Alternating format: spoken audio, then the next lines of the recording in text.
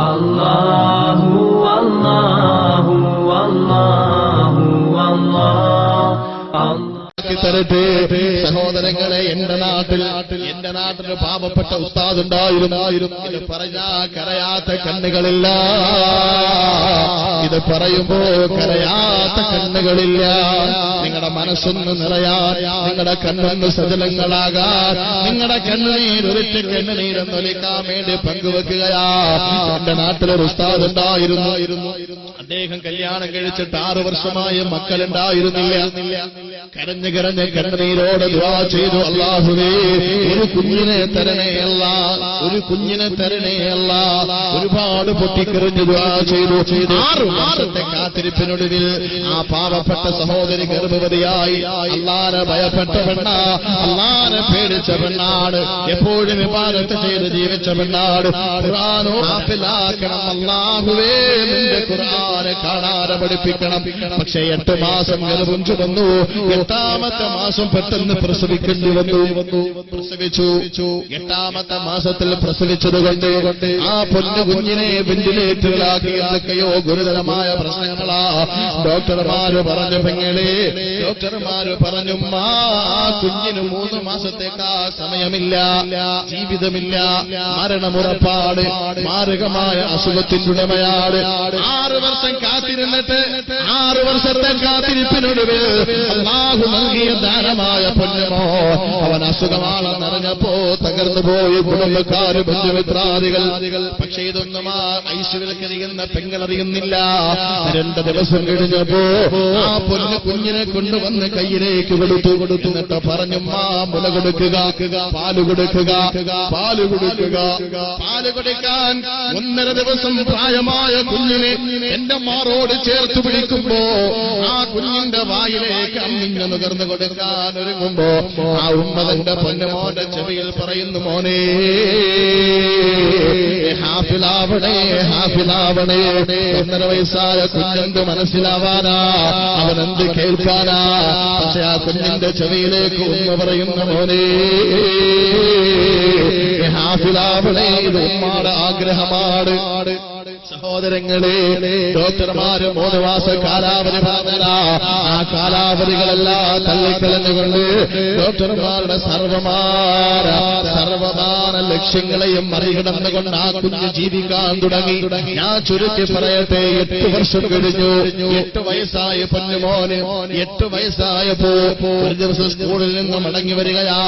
എല്ലാ ദിവസവും 1 ദിവസം പോലും ഒഴിവാകാതെ ആ ഉമ്മ തന്റെ കുഞ്ഞിനോട് പറയുമായിരുന്നു, മോനെ ഹാഫിലാവണേ, ഈ ഉമ്മാക്ക് വേണ്ടി നമസ്കരിക്കണേ, ദുആ ചെയ്യണേ, ഖത്മുൽ ഖുർആൻ ഓതണേ. 8ാമത്തെ വയസ്സ് കഴിഞ്ഞു. ഒരു ദിവസം സ്കൂളിൽ നിന്ന് മടങ്ങി വരികയാണ്. ആ കുഞ്ഞിനെ എടുത്ത് മടിയിലിരുത്തി ഭക്ഷണം കൊടുത്ത ഉമ്മ ആ കുഞ്ഞിനോട് പറയുന്നു, മോനെ ഹാഫിലാവണേ, ഹാഫിലാവണേ. സഹോദരങ്ങളെ, അന്നത്തെ രാത്രിയിൽ 12 മണിയായി. ഉമ്മ ഉണർന്നു നോക്കുമ്പോ പൊന്നുമോൻ ഉറങ്ങിയിട്ടില്ല. തിരിഞ്ഞും മറിഞ്ഞും കിടപ്പാ, തിരിഞ്ഞും മറിഞ്ഞും കിടപ്പാ. ഉമ്മ ചോദിച്ചു, മോനെ എന്താ ഉറങ്ങാത്തത്? ആ പൊന്നുമോ പറയുന്നു, എനിക്ക് ഹിഫ്ദ് പഠിക്കാൻ പോകണം, എനിക്ക് ഹാഫിലാവണം, അല്ലാഹുവിന്റെ ഖുർആൻ പഠിക്കാൻ പോകണം, ഇന്ന നാളെ ദർസ് വെച്ചുണ്ടാക്കണം. അപ്പ പറഞ്ഞു, മോനെ കുറച്ച് കഴിയട്ടെ, നിനക്ക് സ്വന്തമായി തുണി അലക്കാനുള്ള പ്രായമെത്തട്ടെ, ഒരു 7-8 ക്ലാസ്സിലെങ്കിലും സ്കൂളിൽ പഠിക്കുന്ന സമയമാവട്ടെ, എന്നിട്ട് കൊണ്ടുപോയാക്കാമില്ല ഉപ്പ, എനിക്ക് നാളെ തന്നെ പോയേ പറ്റൂ. ചാരത്തെ കിടത്തി കെട്ടിപ്പിടിച്ച് കിടത്തി ഉറക്കി.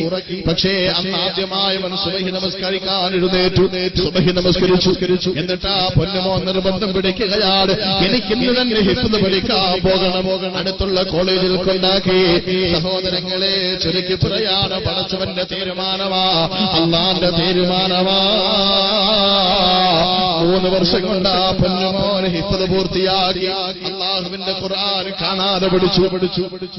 1 വർഷം കൂടി എടുത്തു, ദൗറ ചെയ്തു. പഠിച്ചെടുത്ത ഖുർആൻ ഹദീസ്തമാക്കിയ ഖുർആൻ തറപ്പിച്ചു. അത് കഴിഞ്ഞ ആ പൊന്നുമോന്റെ പരീക്ഷ നടക്കുകയാണ്. അവന്റെ പരീക്ഷയിടാൻ വിളിച്ചത് എന്നെയാണ്. ക്ഷണിക്കപ്പെട്ട ഞാൻ അവിടെ ചെന്നു.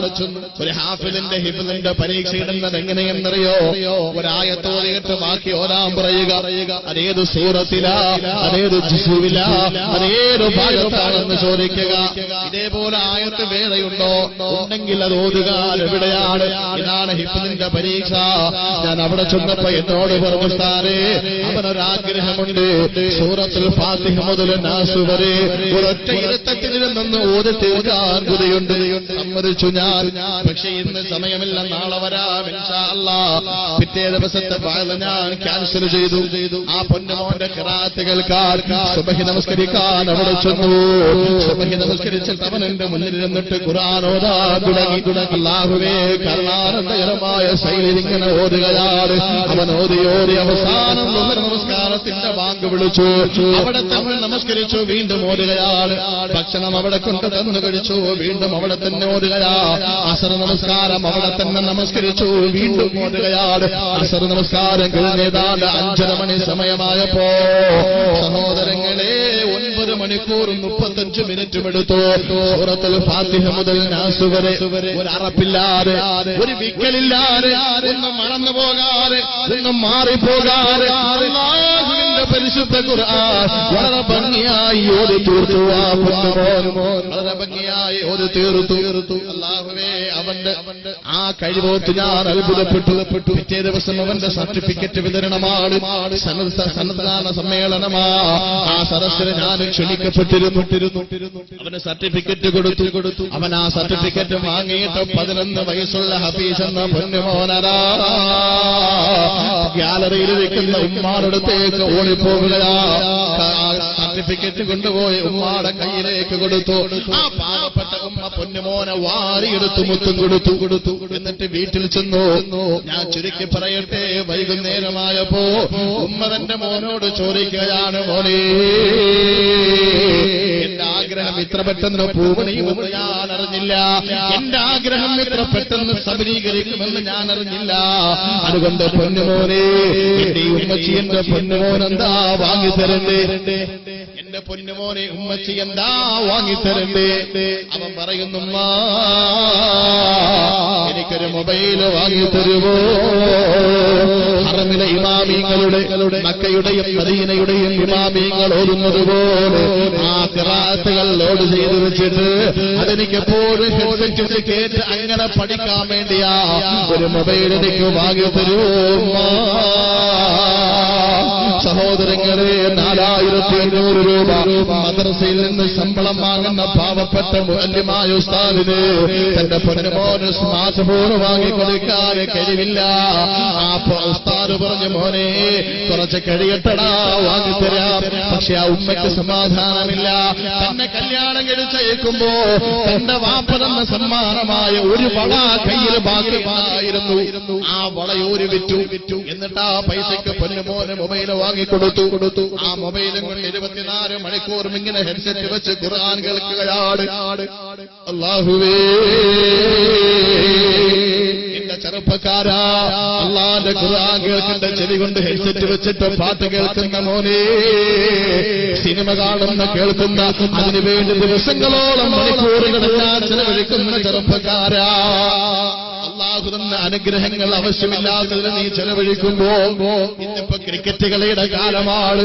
ഇന്ത്യയുമായ ക്രിക്കറ്റ് കളി നടക്കുമ്പോ ആ കളിക്കളത്തിലെ നമസ്കാരം ഉപേക്ഷിച്ചു ഖുർആൻ ഓതൽ മാറ്റിവെച്ചു. അതിനുവേണ്ടി കളയുന്ന പ്രിയമുള്ള ചെറുപ്പക്കാരാ, 11 വയസ്സുള്ള കുഞ്ഞുമോന്റെ കഥയായത്, 11 വയസ്സുള്ള കുഞ്ഞുമോന്റെ കഥയായത്. കളിക്കളത്തിൽ പോകണ്ടാണ് ഞാൻ പറയണില്ല, ഫുട്ബോൾ കളിക്കണ്ടാണ് ഞാൻ പറയണില്ല, ക്രിക്കറ്റ് കളിക്കണ്ടാണ് കാണണ്ടാണ് ഞാൻ പറയണില്ല. പക്ഷേ അല്ലാഹുവിനെ ധിക്കരിച്ചിട്ട് വേണോ മോനെ, അല്ലാഹു വിടൂലടാ. എന്നാൽ കളിക്കളത്തിൽ മിന്നുന്ന താരമായി തിളങ്ങുമ്പോൾ അല്ലാഹുവിനെ മറക്കാത്തൊരു കളിക്കാരനെ ഞാൻ പരിചയപ്പെടുത്തട്ടെ. ദക്ഷിണാഫ്രിക്കയുടെ കളിക്കാരനായ ഹാഷിം മാംല, സൗത്ത് ആഫ്രിക്കയുടെ കളിക്കാരനായ ഹാഷിം മാംല. എന്റെ ചെറുപ്പക്കാരാ, നിനക്കറിയുമല്ലോ, നെഞ്ചോളം താടിയുള്ള ചെറുപ്പക്കാരനാണ്. ഏത് കളിക്കാരൻ കളിക്കാൻ വേണ്ടി പോകുമ്പോഴോ പരതയിട്ട മുഖം മൂടിയിട്ട് ഹിജാബ് ധരിച്ച പെണ്ണിന്റെ കൈ പിടിച്ചു പോകുമ്പോ സഹകളിക്കാർ അർദ്ധനഗ്നകളായ പെണ്ണുങ്ങളെ ഭാര്യമാരെ കൊണ്ടുപോകുന്നത് കാണുമ്പോ മറ്റുള്ളവരെ ആഘോഷിക്കാനും ആനന്ദിക്കാനും കണ്ടുരസിക്കാനും തന്റെ ഭാര്യമാരെ ഒരു ഉളുപ്പുമില്ലാതെ പങ്കുവെക്കുന്ന നാടൻ സമൂഹത്തിന്റെ മുമ്പ് ആശമാലയെന്ന വെടിക്കെട്ട ഭാഷമാനുണ്ടല്ലോ ചാക്ക് കെട്ട് കൊണ്ടുപോകുന്നതല്ലേ കൊണ്ടുപോകുന്നത്. ആശമാല അടുത്ത ആള് ഒരു ചാനലിൽ അഭിമുഖത്തിന് ചോദിച്ചു. ചാനലിന്റെ മുന്നിൽ വന്നിരിക്കുകയാണ്, ചലിക്കുന്ന ക്യാമറയ്ക്ക് മുമ്പിൽ വന്നിരിക്കുകയാണ്, അടക്കവും മടക്കവും ഒപ്പിയെടുക്കുന്ന ക്യാമറയ്ക്ക് മുമ്പ് അഭിമുഖത്തിന് വേണ്ടി കാത്തിരിക്കുന്ന ഹാഷിം മാംല തന്നെ അഭിമുഖത്തിന് വേണ്ടി കടന്നു വരുന്ന പെണ്ണാരാ. ചലിക്കുന്ന ക്യാമറയ്ക്ക് മുമ്പിൽ പ്രതീക്ഷയോടെ ഇരിക്കുന്ന ഹാഷിം മാംലയുടെ മുമ്പിലേക്ക് ചോദ്യം ചോദിക്കാതെ കടന്നു വന്ന പെണ്ണ്. സഹോദരങ്ങളെ, മുറ്റത്തും നീളമില്ലാത്തൊരു പാവാടയും ധരിച്ചിട്ടാണ് അർദ്ധനഗ്നയായി കടന്നു വന്ന പെണ്ണിനോട് പുച്ഛത്തോടെ മുഖം ധരിച്ചിട്ട് ഹാഷിം മാംല എന്ന ഇസ്ലാമിന്റെ പുലിക്കുട്ടി പറയുകയാണ്, പോയി തുണിയെടുത്തിട്ട് പാടി, എന്നിട്ട് മതി ഇതിന്റെ അഭിമുഖമെന്ന്. തുണിയെടുത്തിട്ട് വരാതെ നിന്നോട് അഭിമുഖത്തിന് ഞാനില്ല എന്ന് പറഞ്ഞ ഹാഷിം മാംലയെ അനുകരിച്ചുകൂടെ പൊന്നുമോനെ? അല്ലാഹനെ മറന്നിട്ടെന്ത് കളിയാണടാ, അല്ലാഹനെ മറന്നിട്ടെന്ത് പാട്ടാണടാ, അല്ലാഹനെ മറന്നിട്ടെന്ത് കച്ചേരിയാണടാ. 11 വയസ്സുള്ള പൊന്നുമോനടാ ഖുർആൻ കേട്ടുകൊണ്ടേ ജീവിക്കുകയാണ്. ഒരു മാസം കഴിഞ്ഞു ആ ഉസ്താദും ഭാര്യയും മകരമായ യാത്ര പോവുകയാണ്. വഴിയിൽ വെച്ചൊരു ആക്സിഡന്റ് നടന്നു. ബൈക്കിലാണ് യാത്ര. സഹോദരങ്ങളെ, ടിപ്പറുമായി കൂട്ടിയിടിച്ചു. ഉസ്താദ് തെറിച്ചുപോയി വീണു. കൈകാലുകൾ ഒടിഞ്ഞു നുറുങ്ങി. ആ പ്രിയപ്പെട്ട പൊന്നുമോനൊരു പോറിന് പോലും പറ്റിയിട്ടില്ല. പക്ഷേ ആ പ്രിയപ്പെട്ട സഹോദരിയുണ്ടല്ലോ, 11 വയസ്സായ ഹഫീസ് എന്ന പൊന്നുമോന്റെ ഉമ്മ തെറിച്ചുപോയി വീണത് ടിപ്പറിന്റെ ലോറിയുടെ മുൻഭാഗത്താണ്. അവളുടെ ശരീരത്തിലൂടെ അവളുടെ അരഭാഗത്തോടെ വാഹനം കയറിയിറങ്ങി. ചലഞ്ഞിറഞ്ഞ് നടുറോഡ് കിടക്കുകയാ, രക്തം വാർന്ന് കിടക്കുകയാണ്. ആ പ്രിയപ്പെട്ട സഹോദരി മരിക്കാൻ കിടക്കുകയാണ്. നോക്കി നിൽക്കുന്നവർക്ക് നോക്കി നിൽക്കാറില്ലാതെ എടുത്തു മാറ്റാൻ പോലും കഴിയണില്ല. പക്ഷേ ആ പൊന്നുമോനതാ 11 വയസ്സായ പൊന്നുമോനോടി വരികയാണ്. ഒരു പോറില് പോലും ഏൽക്കാതെ രക്ഷപ്പെട്ട പൊന്നുമോൻ ഓടി വന്നിട്ട് നടുറോഡിൽ കിടന്ന് രക്തം മാർന്ന് മരണത്തിന്റെ മുന്നിൽ നിൽക്കുന്ന ഉമ്മാടെ തലയെടുത്തതിന്റെ മടിയിലേക്ക് വെച്ചു. ആ തലയിലിങ്ങനെ തലോടിക്കൊണ്ട പൊന്നുമോൻ പറയുകയാ, എന്റെ പ്രിയപ്പെട്ട ഉമ്മ. ആ സഹോദരിയുടെ കണ്ണിങ്ങനെ ഉരുണ്ട് മുകളിലേക്ക് പോവുകയാണ്. പൊന്നുമോനെ മനസ്സിലായി സക്കറാത്തിന്റെ വലിയ അസ്രായേലിന്റെ കാലച്ചു കേൾക്കുകയാ, അസ്രായേലിന്റെ കാലച്ചു കേൾക്കുകയാ. മരണത്തിന്റെ മണിമുഴക്കം അനുഭവപ്പെടുകയാ. നടുറോഡിൽ വെച്ച് മരിക്കാൻ പോകുന്ന ഉമ്മാടെ തലയെടുത്ത് തന്റെ മടിയിൽ വെച്ചിട്ട് റോഡിൽ നിന്നിട്ട് സൂറത്തുർ റഅദ് ഓതാൻ തുടങ്ങി. അല്ലാഹുവേ, സൂറത്തുർ റഅദ് ഓതുകയാണ്. നടുറോഡിൽ നിന്നിട്ട് അത് കേട്ടുകൊണ്ട് മരിക്കാൻ ഭാഗ്യം കിട്ടിയ ഉമ്മ, അത് കേട്ട് മരിക്കാൻ ഭാഗ്യം ലഭിച്ച ഉമ്മ, ആ ഉമ്മ മരണപ്പെട്ടു. അവരുടെ ശരീരം കൊണ്ടുവന്ന് വീട്ടിൽ വെച്ച് പോസ്റ്റ്മോർട്ടം ചെയ്ത് ആ പ്രിയപ്പെട്ട പൊന്നുമോനരാ ഉമ്മാടെ അടുത്തിരുന്ന് കരങ്ങിയ കണ്ണുമായി ദുആ ചെയ്യുകയാണ്. അത് കണ്ടവരെല്ലാം കരഞ്ഞിട്ടല്ലാതെ പോകുന്നില്ല. എന്റെ സഹോദരങ്ങളെ, നമസ്കാരം കഴിഞ്ഞ് മയ്യത്ത് കൊണ്ടുപോയി കബറടക്കി. ആരാ മയ്യത്ത് നമസ്കരിച്ച്? ആരാ മയ്യത്ത് നമസ്കരിച്ചത്? 12 വയസ്സായ പൊന്നുമോനാ. എന്നെ കേൾക്കുന്ന ഉപ്പമാരോട് ചൊല്ലപ്പെട്ടു, എന്റെ മോനെന്റെ മയ്യത്ത് നമസ്കരിക്കുമെന്ന് പറയാനുള്ള കഴിവുണ്ടോ? അങ്ങനെ ഉറപ്പിച്ച് പറയാനുള്ള ചങ്കൂറ്റമുണ്ടോ? സഹോദരങ്ങളെ, രക്ഷപ്പെട്ട് ഞാനും നിങ്ങളും. ഇല്ലെങ്കിൽ എന്തിനാ മക്കളെ വളർത്തിയത്? എന്തിനാ പോറ്റിയത്? എന്തിനാണ് അവരെ സംരക്ഷിച്ചത്? എന്തിനാണ് താലോലിച്ചത്? എന്തിനാ താരാട്ടിയത്? ഇല്ല ഉമ്മ. അങ്ങനെയുള്ള മക്കളെ അല്ലാഹു നമുക്ക് തന്നെ അനുഗ്രഹിക്കുമാറാവട്ടെ. സഹോദരങ്ങളെ എല്ലാവരും കബറടക്കം കിഴിഞ്ഞ് മടങ്ങിപ്പോയി. അവൻ മാത്രം പോകുന്നില്ല. ഉമ്മാടെ കബറിനോട് കെട്ടിപ്പിടിച്ച് നിലവിളിക്കുകയാണ്. അവിടെ ഇരുന്ന് ഖുർആൻ ഓതാൻ തുടങ്ങി. തലയിൽ കെട്ടിയിരുന്ന തലക്കത്തടിച്ചിട്ട് തറയിൽ വിരിച്ചു അവിടെ ഇരുന്ന് ഖുർആൻ ഓതുകയാ. സഹോദരങ്ങളെ സന്ധ്യ മയങ്ങി മഗ്‌രിബിന്റെ സമയം കഴിഞ്ഞപ്പോ ഉപ്പാപ്പ പോയി പറഞ്ഞു, മോനെ വീട്ടിൽ പോയിരുന്നോതാ? ഇല്ല ഞാനില്ല. എന്റെ വീട്ടിലേക്ക്, എന്റെ ഉമ്മയില്ലാത്ത വീട്ടിലേക്ക് ഞാനില്ല. സഹോദരങ്ങളെ പള്ളിയിലെ ഇമാം വന്നിട്ട് പറഞ്ഞു, മോനെ ഇവിടെ ഇരിക്കാൻ പറ്റൂല, പോയിക്കോ. ഉസ്താദ് പറഞ്ഞാ പിന്നെ അതിനപ്പുറത്തേക്കില്ല. അവൻ എഴുന്നേറ്റ് മടങ്ങി പോവുകയാണ്. കരഞ്ഞ് തന്റെ ഉമ്മയുടെ ഖബറിനെ തിരിഞ്ഞു നോക്കി കരഞ്ഞു കലങ്ങിയ കണ്ണുകളുമായി പോവുകയാണ്. 12 മണി സമയമായി. ഉപ്പാപ്പാടെ അടുത്ത് കിടന്നാ ഉറങ്ങിയത്. 2 മണി സമയമായി. ഉപ്പാപ്പ ഞെട്ടിയുടർന്ന് നോക്കുമ്പോ തന്റെ പൊന്നുമോനെ കാണാനില്ല. വീട് മുഴുവനും പരതി, നാട് മുഴുവനും പരതി, എല്ലായിടത്തും അന്വേഷിച്ചു, കാണാനില്ല. അവസാനം അവർ അന്വേഷണം പല ഭാഗത്തേക്കും വ്യാപിപ്പിച്ചു. സുബ്ഹി ബാങ്ക് വിളിക്കാൻ അരമണിക്കൂറേ ബാക്കിയുള്ളൂ. അല്ലാഹുവേ, ഉമ്മ മരണപ്പെട്ട ദുഃഖത്തിൽ അവന്റെ സ്വബോധം നഷ്ടപ്പെട്ടു പോയോ? ബോധം മറഞ്ഞിട്ടൊരു ഭ്രാന്തനെ പോലെ വല്ല അപകടവും സംഭവിച്ചോ എന്ന് വേദനിച്ചവന്റെ കുടുംബക്കാരെ കറങ്ങി നടക്കുകയാ. സുബ്ഹി നമസ്കാരത്തിന് അരമണിക്കൂറേ ബാക്കിയുള്ളൂ. ആ സമയത്താ പൊന്നുമോനതാ അവനെ കാണാതെ കുടുംബക്കാർ പള്ളിയിലേക്ക് വരുമ്പോ മരിക്കുന്നതിന് 1 മാസം മുമ്പ് ഉമ്മച്ച് വാങ്ങിച്ചു കൊടുത്ത മൊബൈലിന്റെ ടോർച്ച് കത്തിച്ചു വെച്ച് ഉമ്മാടെ ഖബറിന്റെ അടുത്തിരുന്ന് ഖുർആൻ ഓതുകയാ. അല്ലാഹു മക്കളെ തന്നാൽ ഇങ്ങനെ തരണ്ടേ, മരണപ്പെട്ടു പോയ എന്റെ വാപ്പ, എന്റെ ഉമ്മ പൊട്ടിക്കരയാൻ മനസ്സുള്ള മക്കൾ. അതാണ് സഹോദരങ്ങളെ ഏറ്റവും സമ്പാദ്യമെന്ന് ലോകത്തിന്റെ മുത്തേ നബി മുഹമ്മദ് മുസ്തഫ,